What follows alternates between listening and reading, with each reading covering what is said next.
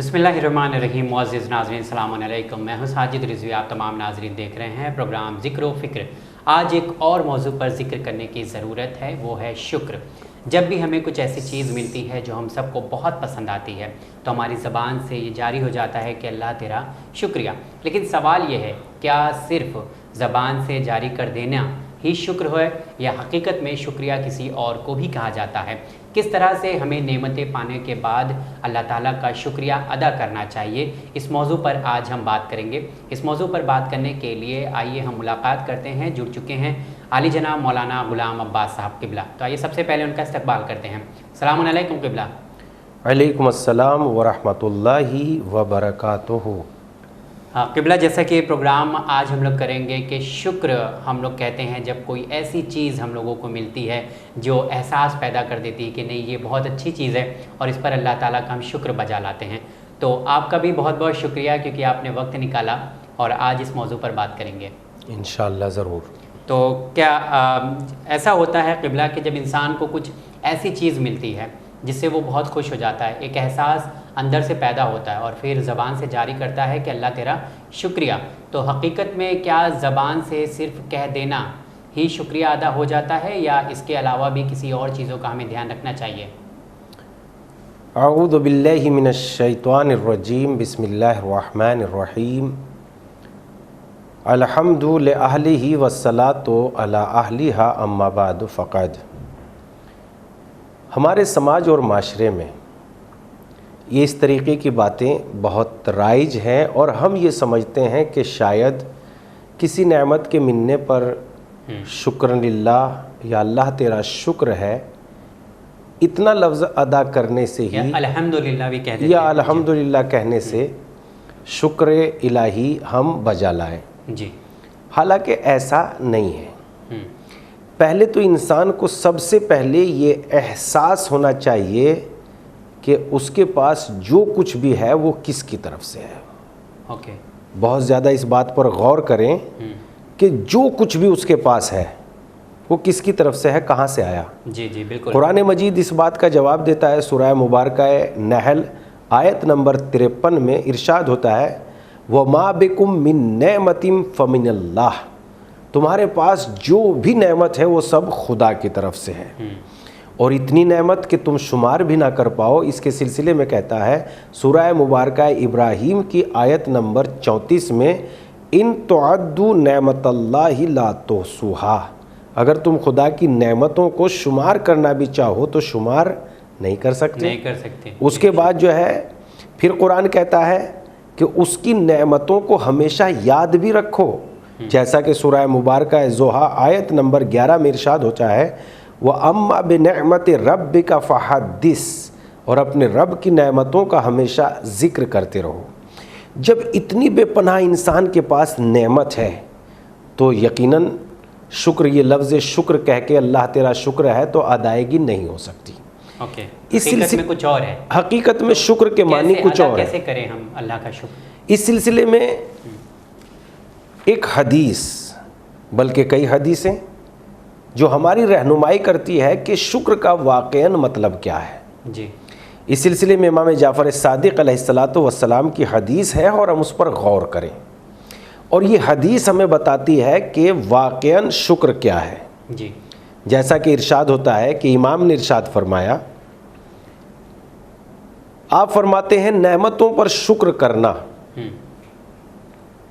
यह है कि उन नेमतों को गुनाहों में इस्तेमाल ना करो। अच्छा। सबसे बड़ा शुक्र नेमतों का यह है कि उन नेमतों को गुनाहों में इस्तेमाल ना करो। अगर हम ज़बान से कह रहे हैं मसलन शुक्रन लिल्लाह, शुक्रन लिल्लाह, शुक्रन लिल्लाह, और वो नेमतें, वो ताकत जो अल्लाह ने हमें दी है उसको गुनाह में ख़र्च कर रहे हैं, तो ये शुक्र नहीं है, ये नेमत की तौहीन है। और नेमत की तौहीन पर इंसान को ज़रूर अज़ाब और सबक सिखाया जाएगा। उसके बाद दूसरी हदीस मिलती है जो हमें बताती है कि शुक्र का मतलब क्या है। दूसरी हदीस इमाम अली अलैहिस्सलातु वस्सलाम से है।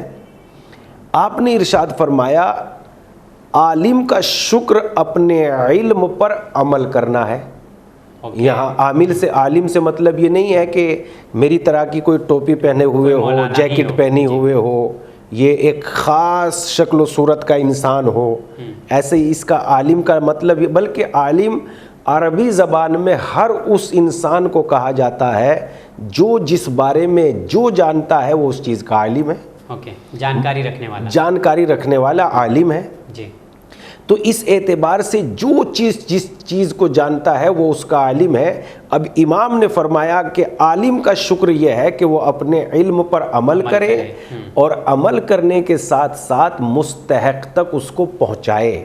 یعنی وہ امانت جو اللہ نے اسے سکھائی ہے، ایسا نہ ہو کہ بس اپنے سینے میں دفن کر کے لے جائے، بلکہ وہ دوسروں کو اس میدان میں اتارے اور اپنے بعد تاکہ دوسروں کی روزی کا سلسلہ جاری و ساری رہے، اس سلسلے میں وہ غور کرے. مثلا مثال کے طور پر ایک اچھا مکینک ہے، ایک بہترین انجینئر ہے، ایک بہترین پڑھا لکھا ہے، ایک انسان تعلیم دینیات کی دے سکتا ہے، ایک انسان قرآن کی دے سکتا ہے، ایک انسان بہترین سائنس پڑھا سکتا ہے، ایک انسان بہترین مثلا ہسٹوری پڑھا سکتا ہے، ایک انسان بہترین تاریخ پڑھا سکتا ہے. تو اب اس کا مطلب یہ نہیں ہے کہ یہ جو بہترین سائنس پڑھا سکتا ہے یہ سماج اور معاشرے میں، گاؤں دیہات میں یا شہروں میں اپنے گھر کے اندر قید ہو جائے، بلکہ اس کو چاہیے کہ اس سائنس کی تعلیم کو، اس میتھمیٹکس کی تعلیم کو ان بچوں کو پڑھائے، مفت میں بھی پڑھائے اور اپنا ہدیہ بھی لے کے پڑھائے. مثلا جو ہدیہ دے سکتے ہیں وہ ہدیہ دیں، نہیں تو کچھ بچے ایسے بھی اپنے خاندان ضرورت مند ہو تو یہ عالم کا شکریہ ہے. تو جو جس کے پاس نعمت ہے وہ اس کو صحیح راستے میں اگر خرچ کرے گا تو شکر ادا کیا، اگر اس کو غلط راستے میں خرچ کرے گا تو کفران نعمت ہے. اور قرآن مجید میں کفران نعمت کے لیے ارشاد ہوتا ہے وَاشْكُرُوا لِي وَلَا تَكْفُرُونَ، میرا شکریہ ادا کرو، میری نعمت کا انکار نہ کرو. یعنی ان کو صحیح استعمال کرو، غلط استعمال نہ کرو. بہت خوب. تو ناظرین آپ نے دیکھا کہ صرف زبان سے کہہ دینا ہی شکر ادا نہیں ہوتا، بلکہ جو نعمت اللہ تعالیٰ نے ہم سب کو عطا کی ہے اس کا صحیح استعمال کرنا ہی شکر ہے. لیکن اگر کبھی ایسا ہوتا ہے کہ نعمت ہمارے پاس ہے اور ہم اس کا اگر غلط استعمال کرتے ہیں تو کیا اس کا کچھ نقصان بھی دیکھنے کو مل سکتا ہے؟ یہ سوال کیا نقصانات سامنے آ سکتے ہیں؟ یہ سوال جو آپ نے کیا ہے واقعاً بہت عظیم سوال ہے، اور اس سلسلے میں یہ کہوں گا کہ دنیا میں جتنی بھی تباہی ہے وہ سب نعمتوں کے غلط استعمال کرنے کی بنیاد پر ہے. اگر آج جگہ جگہ سماج اور معاشرے میں خون خرابے بہہ رہے ہیں، ہو رہے ہیں، تو کسی کے حقوق کو غصب کرنے کی بنیاد پر ہے، یا حقوق کو صحیح طور پر ادا نہیں کیا گیا اس کی بنیاد پر ہے. یا مثلا زبان کی نعمت کو پروردگار عالم نے دیا تھا اس لیے کہ تاکہ انسان صحیح بات کہے، حق بات کہے، لیکن کسی نے سماج اور معاشرے میں زبان کی نعمت کو غلط استعمال کیا اور کسی پر تہمت لگا دی. اس پر بات کرنے کی ضرورت ہے، انشاءاللہ موقع لگا زبان کے بارے میں بات کی جائے گی انشاءاللہ.